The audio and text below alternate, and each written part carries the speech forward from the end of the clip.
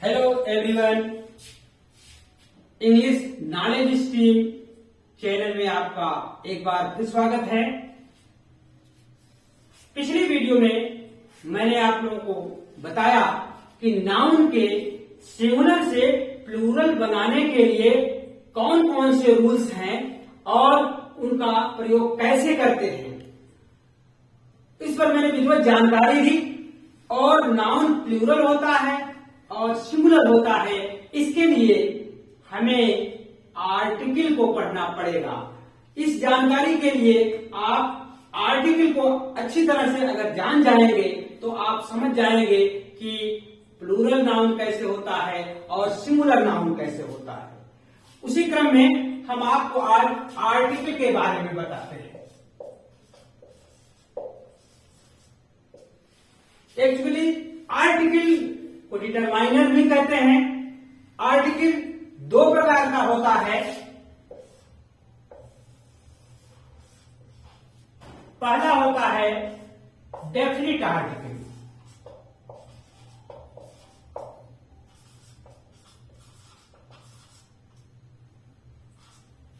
और दूसरा होता है इनडेफिनिट आर्टिकल।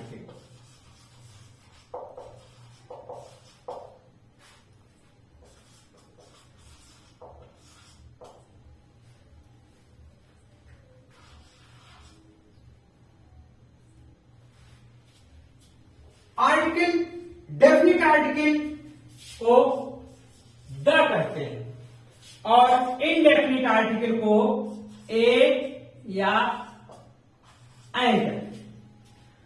अब यहां हम डेफिनिट आर्टिकल की चर्चा करते हैं। इसको द कहते हैं कि दी कहते हैं, इसको आज हम आपको बताने वाले हैं।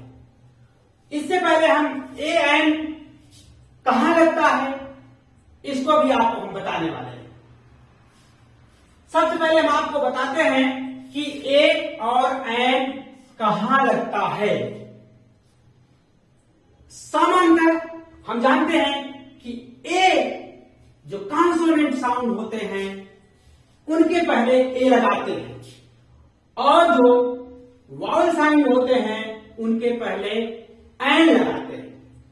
तो आज हम सरल भाषा में आपको बता देना चाहते हैं कि ए एन कहां लगता है, उसका नियम क्या है। तो इसका जो एक परफेक्ट रूल है वो आप समझ लें कि यदि किसी शब्द का उच्चारण हिंदी वर्णमाला के स्वर अक्षर से आए तो उसके पहले एन लगाते हैं।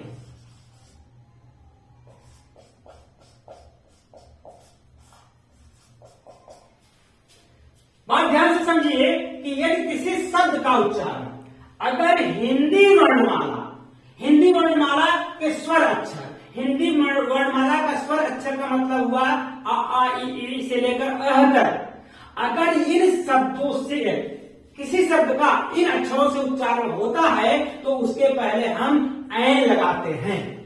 फॉर एग्जाम्पल एन एलिफेंट, यहां ए है, ए एलिफेंट गलत होगा, यहां होगा एन एलिफेंट। क्यों? क्योंकि एलिफेंट का जो उच्चारण है वो ए से आ रहा है। ऑनेस्ट मैन, ऑनेस्ट के पहले हम क्या लगाएंगे? देख रहे हैं एच आ रहा है, बट इसका जो हम प्रोनाउंसिएशन कर रहे हैं वो ऑनेस्ट हो रहा है। क्या हो रहा है? ऑनेस्ट। इसको हम ऑनेस्ट पढ़ रहे हैं क्योंकि आप साइलेंट वर्ड जान चुके हैं कि एच के बाद अगर वो आता है तो एच साइलेंट हो जाता है। तो ऑनेस्ट है, ऑनेस्ट के पहले ये देखिए ये स्वर अक्षर है, स्वर हिंदी का स्वर अक्षर है, इसलिए इसके पहले एन ऑनेस्ट होगा। यहां पर देखिए एलिफेंट है, ए से आ रहा है, तो इसलिए यहां भी एन लगा। तो यह बात अच्छी तरह से जान लीजिए कि किसी शब्द का उच्चारण यदि हिंदी वर्णमाला के स्वर अक्षर से आए, स्वर अक्षर का मतलब आ से लेकर अह तक, तो उसमें हम उसके पहले ऐन लगाते हैं, और जब ऐन लगा देंगे तो वह नाउन सिंगुलर हो जाएगा। परंतु उच्चारण पर विशेष ध्यान देना है। कुछ शब्द ऐसे होते हैं जो उच्चारण का आप अगर नहीं कर पाए अच्छे तरीके से तो ए एन लगाने में त्रुटि कर जाएंगे, गलती कर जाएंगे। फॉर एग्जाम्पल मैं बता रहा हूं, जैसे यूनियन, सामान्यतः हम देख रहे हैं कि ये यूनियन इंग्लिश अल्फाबेट के वावल से शुरू हुआ है, यू से शुरू हुआ है, लेकिन प्रश्न उठता है कि यू जो है कैसे लिखा जाएगा। इसको अगर लिखा जाएगा तो ये यूनियन हो गया। अब यूनियन जो उच्चारण हुआ उसका हम देखेंगे उस शब्द को, तो यह कॉन्सोनेंट से शुरू है, हिंदी वर्णमाला के कॉन्सोनेंट से शुरू है, या से शुरू है, इसलिए इसके पहले हम ए लगाएंगे। इसी तरह से यूनिवर्सिटी,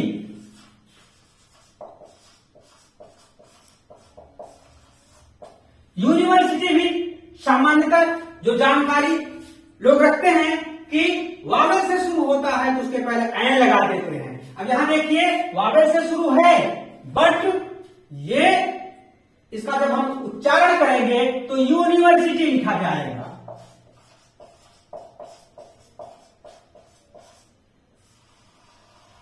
इसमें भी यह आ रहा है, और वावेल इंग्लिश का वावेल यू आ रहा है, बट उसका उच्चारण क्या हो रहा है, यह हो रहा है। इसी तरीके से उड,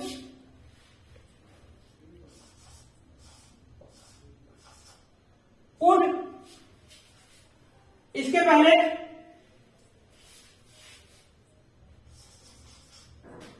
वन, इसके पहले क्या लगेगा, इसके पहले ये वावल से आ रहा है, लेकिन इसका हम लिखेंगे वन, 1 रूपी नोट।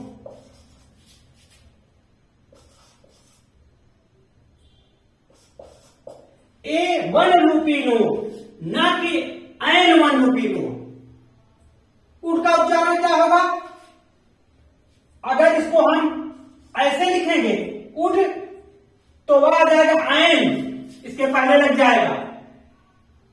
यह बात ध्यान देने योग्य बात है। अगर इसका उच्चारण उड ऐसे होगा तब ए लगेगा।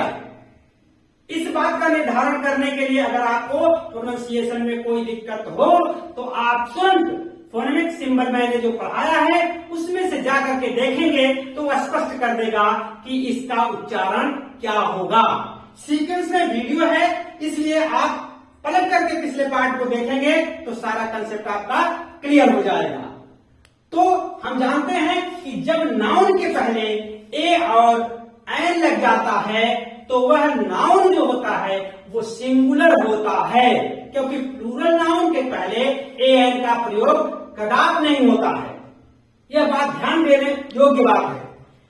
क्योंकि मैं वर्ड पढ़ा रहा हूं, अभी नाउन को बता रहा हूं, शब्द बता रहा हूं, इसलिए ए एन का प्रयोग हम सिंटैक्स नामक टॉपिक पर जब चलेंगे, वाक्य को शुद्ध करने के टॉपिक पर हम चलेंगे तो ए एन और द के बारे में विस्तार से बताएंगे। ध्यान दीजिए, इसको इरेज कर रहे हैं।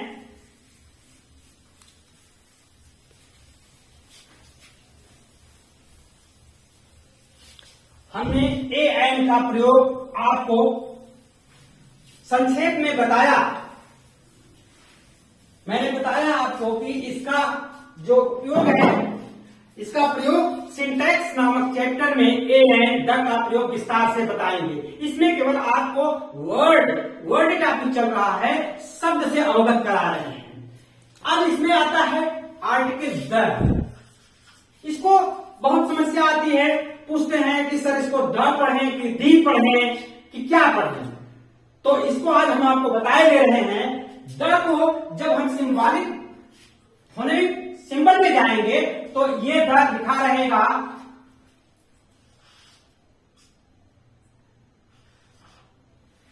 ऐसा लिखा रहेगा, तो ये हुआ द। और फिर हम अगर ऐसा लिखा रहेगा तो ये है द। इसमें हाफ हो गया है, आप जानते हैं, फोनेटिक सिंबल में देखेंगे। और फिर इसको ऐसे लिखा रहेगा तो ये हो गया दी। और जब ऐसे लिखा रहेगा तो ये हो गया दी।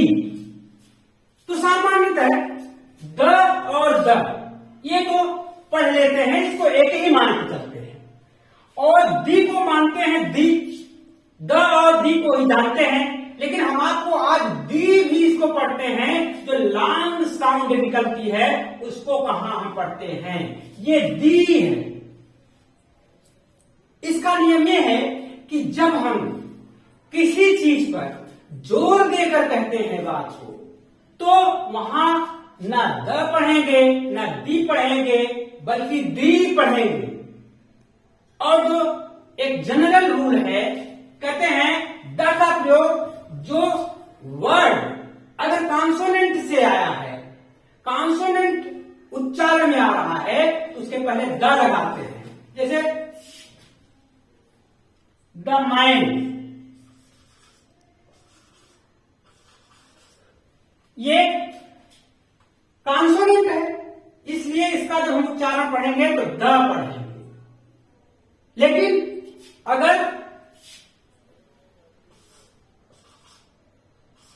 आउल है तो इसमें इसका उच्चारण वॉवल से आ रहा है, तो इसको हम जब पढ़ेंगे तो इसको पढ़ेंगे दी। ध्यान रखें, अगर द आउल को वैसे भी हम पढ़ें दाउल दाउल, तो ये दोनों वर्ड आपस में मिल जाते हैं। ऑरेंज पढ़ना है द ऑरेंज, दारेंज दारेंज, तो ये आपस में मिल करके, जो संस्कृत का रूप है अकर समाने दीर्घे, मिलकर के बड़ा बन जाता है। उस हिसाब से वो वर्ड क्लियर नहीं होता है। दाउल द आउल दाउल, तो वो सही नहीं, दी आउल दी ऑरेंज कहेंगे तो वह स्पष्ट शब्द हो जाएगा। इसलिए अगर वावेल है, वावेल साउंड है, तो उसके पहले जो द आए या जो भी आए, दी उसको पढ़ेंगे। और जो कॉन्सोनेंट है तो उसको हम द पढ़ेंगे। लेकिन हम बताना चाहेंगे कि ये दी हम कहां पढ़ेंगे। जब हम किसी बात पर जोर दे करके कहते हैं तो वहां पर हम द को नहीं पढ़ते हैं, दी को नहीं पढ़ते हैं, बल्कि दी पढ़ते हैं। चाहे वह वर्ड वावल से शुरू हो चाहे कॉन्सोनेंट से, दोनों ही परिस्थितियों में हम उसको दी पढ़ेंगे। For example, this is the boy who won the medal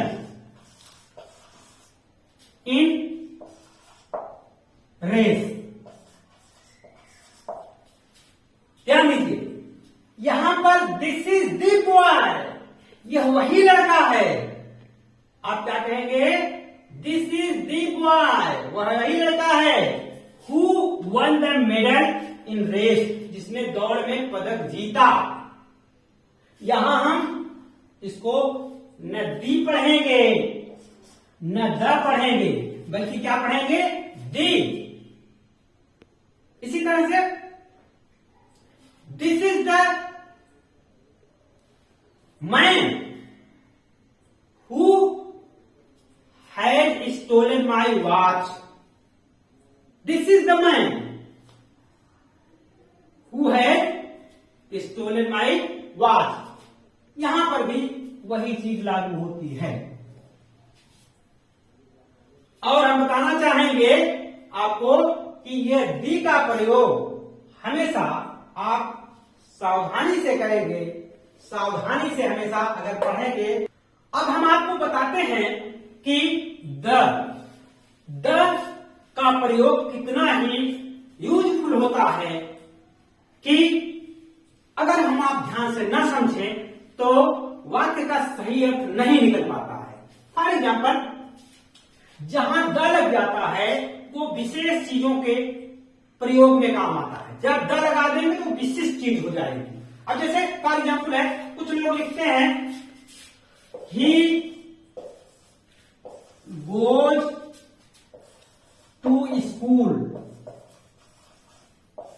daily. और इसी वाक्य में अगर हमने he goes to school to the school daily, इन दोनों एग्जाम्पल में आप देख रहे हैं एक में द का प्रयोग हुआ है, एक में द का प्रयोग नहीं हुआ है। तो इसमें अगर द का प्रयोग हुआ है तो वो स्कूल जा रहा है किसी विशेष काम से। सामान्यतः क्या करने जाते हैं, स्कूल पढ़ने जाते हैं। तो हो सकता है कोई स्कूल जा रहा है, स्कूल में कोई काम हो कर रहा हो, एडमिशन कराने जा रहा हो, वो रोज स्कूल पढ़ने नहीं जाता है बल्कि विशेष काम से जाता है। और द का प्रयोग यद्यपि लंबा हो जाएगा वीडियो, लेकिन हम सिंटैक्स में द के प्रयोग को बहुत अच्छी तरह से बताएंगे। जैसे the poet and the author. Author माने लेखक, पोएट माने कवि। अब यहां पर the poet and the author, तो इसमें दो व्यक्ति हो गए, एक कवि हो गया और एक लेखक हो गया। बट अगर हम इसको लिखते हैं द पोएट एंड ऑथर, तो यहां पर एक ही व्यक्ति है जो वह कवि भी है और लेखक भी है। तो इस तरह से ये तो सिंटैक्स वाक्य के शुद्ध करने में ये रूल आता है और एग्जामिनेशन में, कॉम्पिटिटिव एग्जाम में बहुत ज्यादा पूछा जाता है। तो जब हम सिंटैक्स नामक टॉपिक को टेकअप करेंगे तो उसमें हम आपको ये सारे द के रूल बताएंगे। जैसे द हमेशा सुपरलेटिव डिग्री के साथ लगता है। जैसे है सुपरलेटिव डिग्री क्या होती है, good, better, best. Good, better, best. तो बेस्ट जब है, अगर सुपरलेटिव डिग्री है तो उसके पहले द का प्रयोग जरूर होगा। The best, the wisest, the most beautiful. तो इस तरह से आज हम केवल आपको इतना बता रहे हैं कि द कैसे तीन प्रकार से पढ़ा जाता है। एक द, दूसरा दी और तीसरा दी, जो एम्फसाइज करके पढ़ा जाता है, जोर दे के पढ़ा जाता है। तो आज का टॉपिक बस यहीं तक। आप लोगों को thank you for watching the video. आप लोग वीडियो देखते रहिए, हर पार्ट को देखिए, आपका सारा कंसेप्ट क्लियर हो जाएगा। Thank you so much.